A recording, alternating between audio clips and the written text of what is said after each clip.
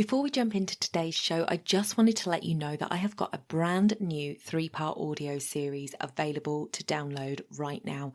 If you head over to donnaeade.com/3-part audio, that's all one word, no spaces, you can download your How to Build Your Authority with Podcasting audio series. This is going to address guesting and hosting. So if you're interested in either of those and you want to know how to build your authority, head over to donnaeade.com/3-part audio. The link will be in the show notes. You're listening to the Mindset and Action Podcast, the place to be to grow and streamline your business. I'm your host, Donna Eade. Let's jump into the show.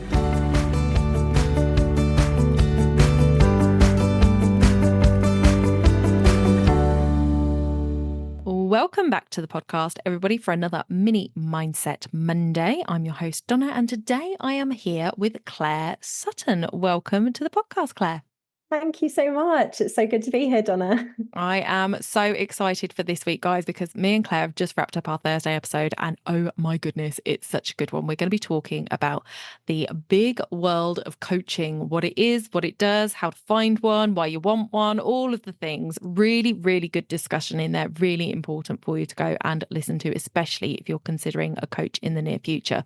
So please do go and listen to that. But before we jump to that, Clare, tell everybody who you are and what it is that you do. Yeah, so I am Clare Sutton from Clare Sutton Coaching, and I am an accredited mindset coach for small business owners. So I help people who are super passionate about their business, want to help people, want to help their clients and customers, but they find that they're being held back in some way from things going on in their mind, whether that be self-doubt, perfectionism, lack of confidence, and all of those things are stopping them from taking the action that they want to in their business. So my role comes in with supporting them to be able to move through those blockages and to be able to work with their minds instead of against it, so that it can really support them in the best way to help move their businesses forward. Love that.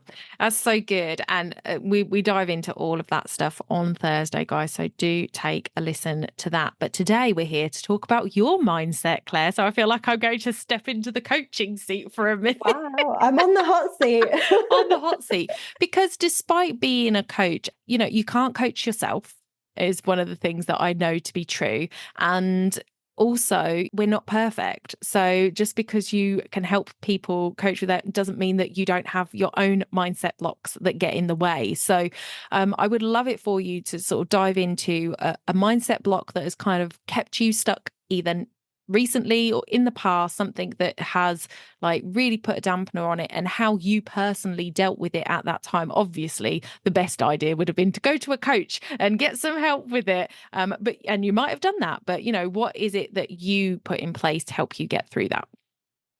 Yeah, such a big question. There's so many things I could talk about here, but That's why we only ask one question on this episode.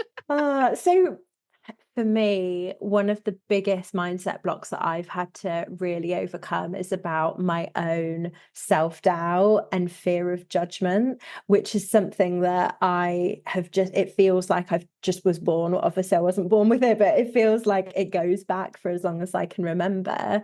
And really that challenge for me is, like, no matter how much I excelled in my studies or my work or my performance, I always felt like I wasn't good enough, that I was always really anxious about how other people would perceive me. And that meant that for years, I actually just didn't do things that I wanted to do.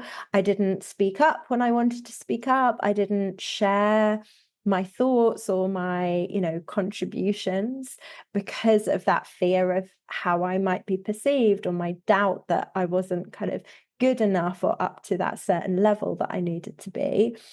So I knew when I started embarking on running a business that was something that I really had to find a way through in order to take that action that I wanted for my business. And so what did I try and do? Well, I thought that I needed to change my thoughts and my feelings. So I thought, okay, well, if I'm going to be a successful business owner, I can't be anxious, I can't be worried, I can't have lack of confidence. I've got to be fully confident, fully assertive, fully motivated, fully sure all the time, right? And so I was like, okay, so what I need to do is I need to get rid of all of those difficult thoughts and feelings. I need to control my thoughts so that I'm only in this one specific mindset, in this one very, very super positive, proactive mindset. And so thinking that I could control my mind, I did lots of things like writing lists and lists of why I was worthy, why I should be confident, doing daily kind of mantras about trying to tell myself how confident I was.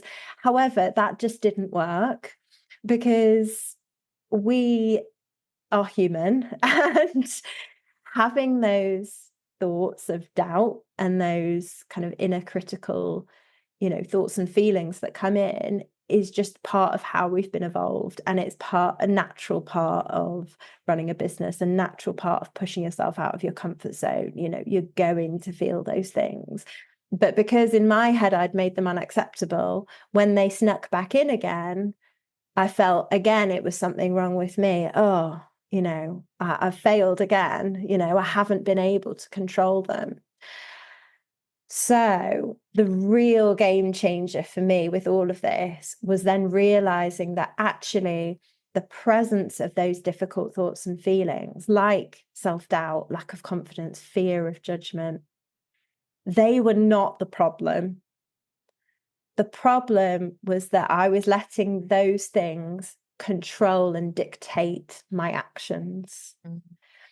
And so when I learned that I could actually accept and hold those challenging thoughts and feelings and grow the skills to be able to do that and still take the action that I wanted to anyway, despite them being there, that even when I'm not feeling confident, even when I'm feeling doubtful, even when I'm feeling anxious, I can still take the action that I want to for my business, and I can still push things forward. That was when everything changed for me. And that was like just a big door had been unlocked. And it was like a weight off my shoulders. It was this huge sense of relief. And it meant that I was no longer then, it's still an ongoing process. It's still something that I'm working through myself. But it meant that I no longer was being held captive by my thoughts and feelings, that I wasn't fighting with myself all the time. I wasn't having those constant internal battles with my mind all the time. And that I was treating myself with a lot more humanity and a lot more self-compassion, and just, that then really had a lasting impact for me, and it still does. Yeah. And guys, you have to go and listen to Thursday's episode, because everything that you just said there about how you kind of reframed it, it's tinkling in my ears that I'm like, oh, the book that she read. And how she coaches. I was like, I see it. As everything's linked.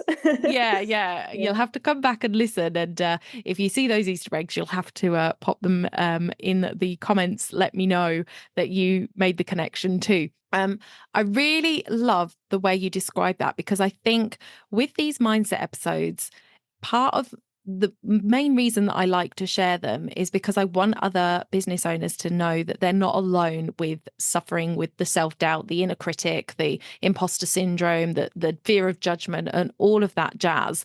But something you said there was really important for people to hear, so I want to repeat it. And that is that the idea is not to rid yourself of those feelings. You can't just make them disappear. And I think oftentimes that is exactly like you did.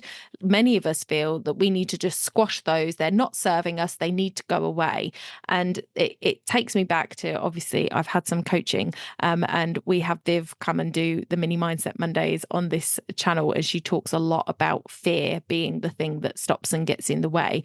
But it's part of your body's way of protecting itself. So for you, not going out and starting with any of those things, all of that self-doubt, inner judgment was trying to protect you from potential rejection. And so it was doing you something, it was doing something for you, but it's realizing as an adult that actually, okay, I hear you, I understand, but I'm safe. A saber-toothed tiger is not after me. I can do this, and if I fail, I will pick myself up and get on with it. It is okay, and being able to reframe that. So I so appreciate you sharing it and sharing it in the way that you did, because that really sort of hit home for me, and I hope it did for the listeners as well. Oh, absolutely. I couldn't have said it better myself there, definitely. Yeah. Okay, guys. So that is it for our mini Mindset Monday. As I said, Claire is back on Thursday talking all about coaching, how to find yourself a good coach, why you might need one, what coaching is in the first place. If you're thinking, well, everybody's calling themselves a coach, I don't really know what a coach is. We talk all about that on Thursday. So come back and listen to that one. All Claire's details will be in the show notes. So please do go and connect with her, and we will see you on Thursday. Bye for now.